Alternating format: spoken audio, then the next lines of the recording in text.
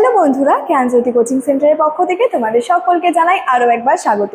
আজকের ক্লাসে আলোচনার বিষয় হচ্ছে গুপ্তদের আদি বাসস্থান সম্পর্কে, অর্থাৎ গুপ্তদের যে উৎপত্তি রয়েছে, গুপ্ত বংশের উৎপত্তি বা গুপ্ত বংশের যে আদি বাসস্থানটা রয়েছে সেটা নিয়েই মূলত আজকের ক্লাসের মাধ্যমে তোমাদের সঙ্গে আলোচনা করব। ঠিক আছে?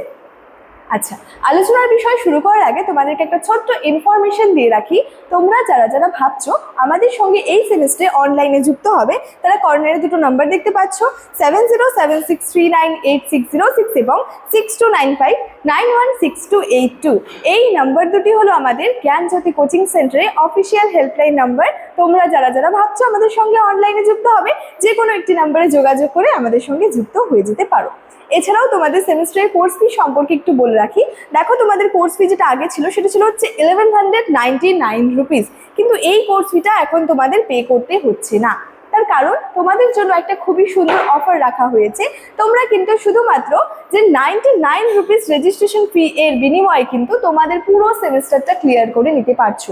এবং এই যে একটা সুন্দর অফার রাখা হয়েছে, এই অফারটা কিন্তু শুধুমাত্র প্রথম 100 জন স্টুডেন্টসের জন্যই রাখা হয়েছে।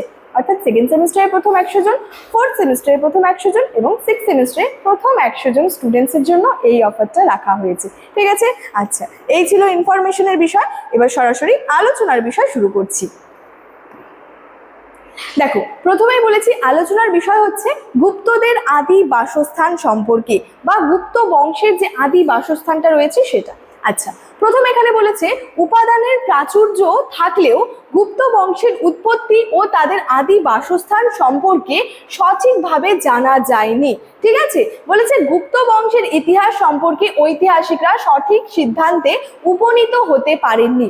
অর্থাৎ প্রচুর কিন্তু উপাদানের উপর ভিত্তি করে আমরা এই গুপ্ত বংশের বা গুপ্তদের ইতিহাসটা কিন্তু জানতে পারি। অর্থাৎ গুপ্ত বংশের বা গুপ্ত সাম্রাজ্যের বা গুপ্ত যুগের ইতিহাস জানার জন্য কিন্তু একাধিক নির্ভরযোগ্য উপাদান রয়েছে। কিন্তু তা সত্ত্বেও এখানে বলা হয়েছে যে উপাদানের প্রাচুর্য থাকলেও এই গুপ্ত বংশের উৎপত্তি, তাদের বংশ পরিচয়, এটা নিয়ে কি হচ্ছে যে সঠিকভাবে, অর্থাৎ উৎপত্তি কিভাবে হলো, গুপ্তদের আদি বাসস্থানটা কি রয়েছে, এটা নিয়ে সঠিকভাবে কিন্তু কিছু জানা যায়নি। তবে বলেছে যে এই যে গুপ্ত বংশের ইতিহাস সম্পর্কে ঐতিহাসিকরা যে সঠিক সিদ্ধান্তে উপনীত হতে পারেনি। এক্ষেত্রে আমরা কি লক্ষ্য করব, একাধিক বিভিন্ন ঐতিহাসিকদের মধ্যে কিন্তু বিভিন্ন মত পার্থক্য রয়েছে। ঠিক আছে? বিভিন্ন ঐতিহাসিক এক্ষেত্রে বিভিন্ন কিন্তু তাদের মতামত দিয়েছে। তো সেই সমস্ত বিভিন্ন ঐতিহাসিকরা কি কি বলেছেন এই গুপ্তদের আদি বাসস্থান সম্পর্কে সেটা নিয়ে আলোচনা করব। আচ্ছা, প্রথমে কি বলেছে দেখো, যে ঐতিহাসিক কে.পি. জয়সওয়াল বলেছেন গুপ্ত সম্রাটরা ছিলেন জাট বংশীয়। তিনি মনে করেছেন পাঞ্জাবের জাটদের সঙ্গে গুপ্ত সম্রাটরা সম্পর্কিত ছিল। তাহলে প্রথম একটা মতামত কি বলা হচ্ছে, ঐতিহাসিক যে কে.পি. জয়সওয়াল কি বলেছেন, যে গুপ্ত সম্রাটরা ছিল কোন বংশীয়? জাট বংশীয়।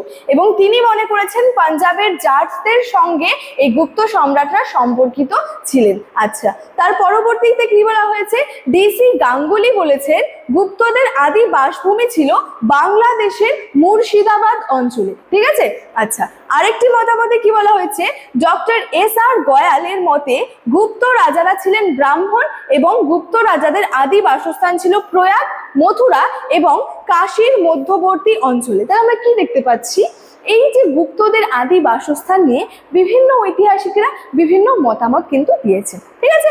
আচ্ছা, তার পরবর্তী আরেকটি মতামতে বলা যায় যে এস.আর. গয়াল এবং পি.এল. গুপ্ত মনে করেছেন গুপ্তদের আদি বাসভূমি ছিল মধ্য গাঙ্গেয় উপত্যকা অঞ্চলে। তাহলে এক্ষেত্রে দেখো, যেটা মূল বিষয় যে গুপ্তদের আদি বাসস্থান, সেটা নিয়ে কিন্তু একটা বিতর্কিত বিষয়। অর্থাৎ বিভিন্ন ঐতিহাসিক কি করেছেন, তাদের কিন্তু বিভিন্ন মতামত কিন্তু দিয়েছেন। আচ্ছা, আরো মতামত রয়েছে, যেমন ঐতিহাসিক আর.এস. শর্মা কি বলেছেন, যে আদি গুপ্তরা কুষাণদের সামন্তরাজ ছিল। ঠিক আছে?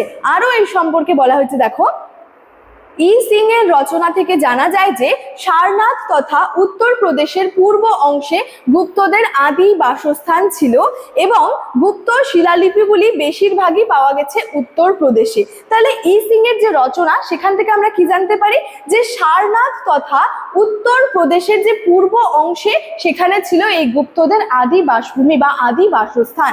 এবং এই যে বিভিন্ন যে গুপ্তদের যে বিভিন্ন শিলালিপিগুলি রয়েছে, সেগুলির বেশিরভাগটাই কোথায় পাওয়া গেছে, গেছে? উত্তরপ্রদেশে পাওয়া গেছে। এর সাথে সাথে বলেছে গুপ্ত আমলের মুদ্রাগুলি বেশিরভাগই পাওয়া গেছে উত্তরপ্রদেশ, মগধ এবং বাংলায়। তাহলে গুপ্ত বংশের যে মানে বাসস্থান রয়েছে, গুপ্তদের যে আদি বাসস্থান রয়েছে, এটা নিয়ে কিন্তু বিভিন্ন ঐতিহাসিক তাদের কিন্তু বিভিন্ন মতামত দিয়েছেন, এবং সেখান থেকেই বেশ কয়েকটা ঐতিহাসিকের মতামত নিয়ে কিন্তু তোমাদের সঙ্গে আজকের ক্লাসে আলোচনা করলাম। ঠিক আছে? আচ্ছা, আজকে আলোচনার বিষয় এতটাই। দেখা হচ্ছে পরবর্তী ক্লাসে। Thank you so much. Thanks for watching.